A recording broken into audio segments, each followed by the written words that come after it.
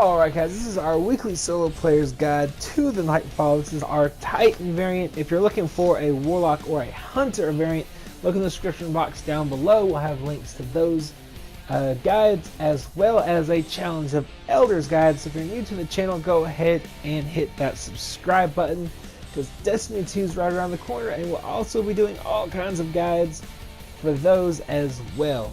So without further ado, let's go ahead and look at the modifiers for the week, and then we'll look at our setup as far as weapon recommendations, subclass, and subclass perk recommendations.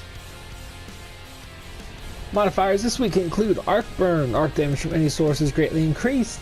Small arms. Primary weapon damage is favored, but that will take away from your special weapon and heavy weapon damage output, so keep that in mind.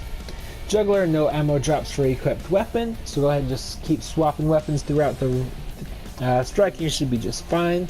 Ironclad, more enemies have shields. It just means the knights and the shanks are going to have shields. It's not that bad at all. And then Daybreak is just mayhem versions of the strike, so you're going to get your grenades, supers, and melee charges very quickly. You should be getting supers roughly every 30 seconds. Pretty awesome. As far as setup goes, of course we're rocking Xiao's Supercell, but if you have the Fang of Your Ute or the Chaos Dogma Adept, those are going to be your top choices, I think, especially with primary small arms. That's what we're thinking of. And Chaos Dogma does a bonus damage to Fallen. The final boss is Fallen, so that will be a great match there. But if you're rocking Xiao's Supercell, I would recommend you bring some sort of scout rifle with you, maybe Hand of Judgment, Badger CCL, something around those lines with a higher impact, a lower rate of fire for additional damage, just for the middle section. And then Devil's Dawn, Ex Machina, or Event Horizon are great options for arc snipers, especially Devil's Dawn, which has Disciplinarian, as well as Ex Machina, which has Whirlwind's Curse, which are both going to do bonus damage to Fallen. I think Ex Machina does a little bit more damage to the Fallen. And then we're rocking a machine gun, but if you got a favorite rocket launcher or something that's an arc, go ahead and use that. We're also using the Armamentarium for additional grenade charge. And then of course we're rocking Striker. Either one of these, I would say Unstoppable. You're harder to kill while you're using Fist of Havoc. Definitely rock Transfusion. Kills with Storm Fist or Shoulder Charge immediately trigger health regeneration, so that's always nice in a bind. Rock Discharge. Hits with Storm Fist deal an area of effect damage around the target, so you have a chance of hitting one enemy but actually killing like 3 enemies. It's pretty nice. And then the rest of them are player's choice, like lightning grenades. Other than that, let's go ahead and rock this guide. Alright, so once you get here, just go ahead and drop down. There's going to be a few thralls, a couple of acolytes, and a knight. The knight does do arc damage in his melee, but as far as guns go, nothing is doing arc damage in here. The thralls are also going to be doing arc melee damage, so you don't have to worry about that too awful bad.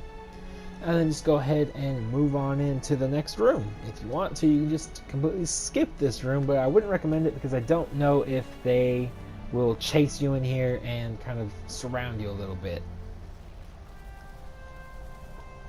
But once you get in here, go ahead and take out the knight and the wizard first. They are going to do a lot of arc damage very quickly, so you want to get rid of them as quickly as possible. And then you're just going to want to clean up whatever acolytes are left, as well as the captain and the dregs and a couple vandals that are in here as well. And once you do that, go ahead and start working on defusing the laser grid system. The first wave, if you feel you can go up to that first door and just go ahead and slam them. go ahead and throw a grenade as well. That'll help you out a lot.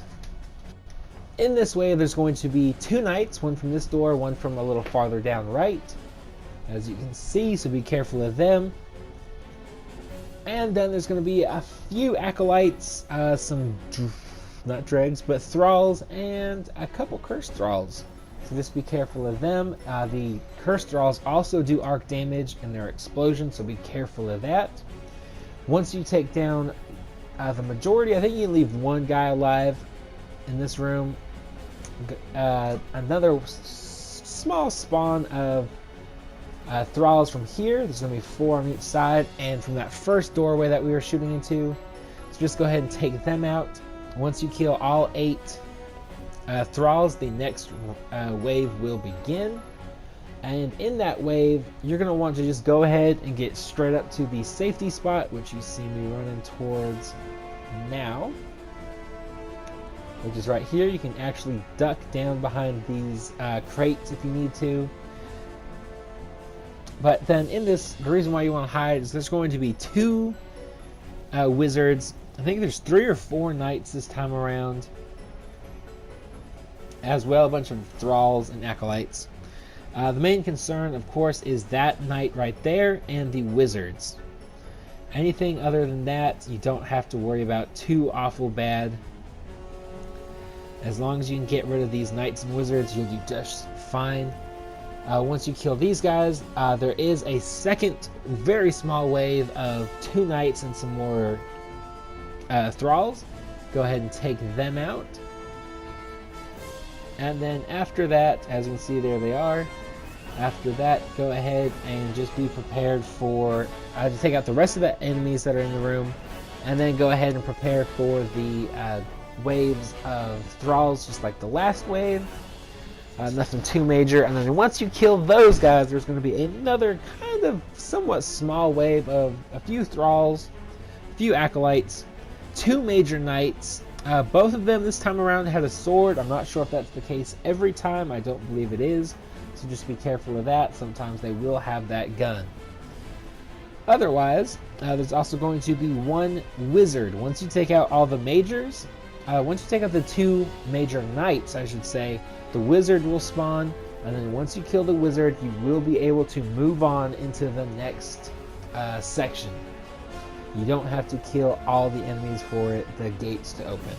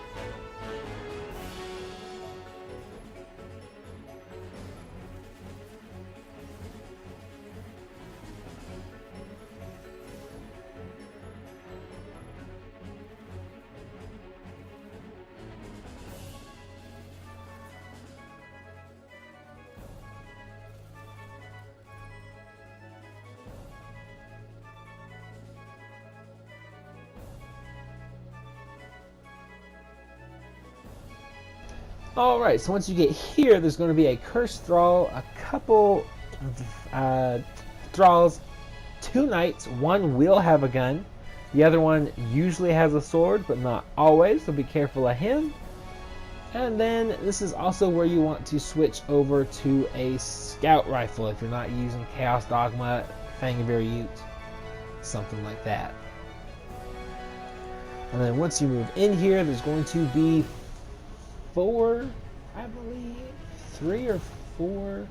I think it's just 3 actually. 3 wizards, 2 knights, one of which is 3 knights actually, or 2. It's either 2 or 3 knights. I think it's just 2 now that I'm looking at it. One of them is major. You won't really see him until a little bit later on. And then there's going to be a total of 3 ogres. Focus the ogres and the knight, the red bar knight, and the wizards first. It'll make this section a whole lot easier.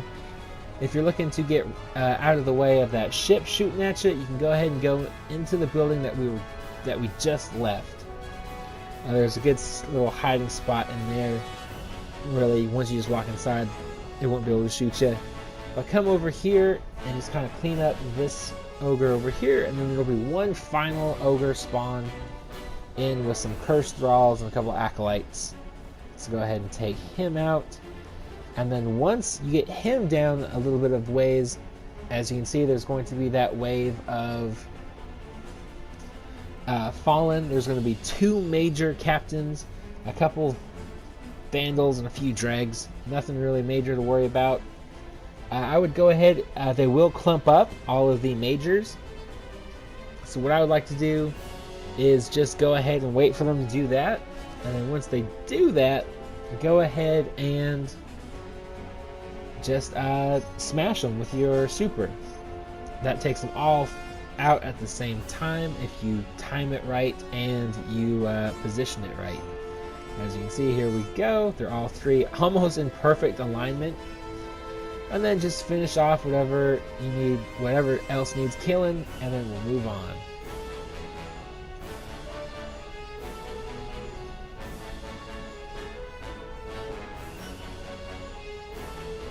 So once you get here, you're going to find some vandals and a few dregs kind of worshipping Sepiks, the boss. Go ahead and take all of them out, and then once you do that, that little shield that you see him being protected by will leave, and you'll be able to do a bunch of damage, hopefully very quickly. Just make sure whatever you got is fully loaded.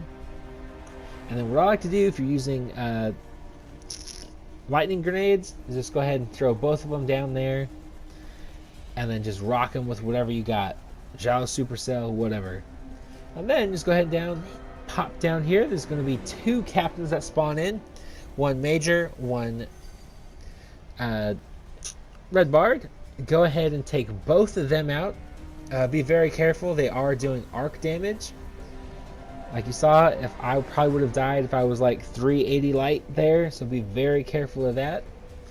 Sometimes they will go upstairs before you can get down here. So if that's the case, you just be careful of that. And if you can, grab that second shot cannon and shoot it at Sepiks like you just saw me do. It will do a lot of damage. Otherwise, come back upstairs, and in this room is your safety zone. If you get really low health and you kind of freaks you out a little bit, go into that room and go to the far right corner, just next to the stairs, and nothing will be able to hit you there. And then otherwise, just go ahead and kill the ads, and then start working on Sepiks' health. Once you get him down to just a little over a third, or halfway, I mean, he will spawn in another shield. This time it's going to be solar. You're just going to do the exact same thing as the last one. You have to be a little less careful because they are doing solar damage instead of void. As you can see, here we go. They will still hurt quite a bit, so be careful of that. And then just do the same thing as before. Kill the ads, shoot the cannons, blah blah blah. Work on Sepiks, and you should be good to go. And then once you get him down to about a third of health left, he will spawn in a void shield, and you're just going to do the exact same thing all over again. So other than that, guys, that is going to do it for this video. I'm just going to let it play out so you guys can watch kind of how I do and what I do. And then, if you found this video useful, helpful, informative, whatever, go ahead and hit the like button, subscribe if you're new to the channel. All the links are going to be in the description down below. And other than that, I will talk to you guys later.